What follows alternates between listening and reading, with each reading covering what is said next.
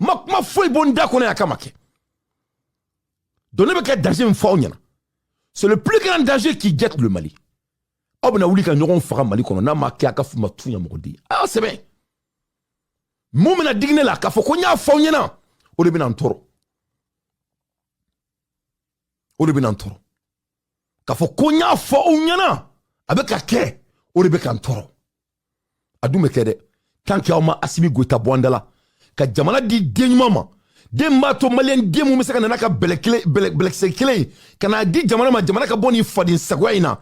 En 2025, bientôt 2026, dans 5 ans, orobo de bɛna baara kɛ diɲɛ kɔnɔ. Anw sigilen bɛ nin faden sagoya la ni den kolon ninnu bɛ ka jamana nafolo suɲɛ.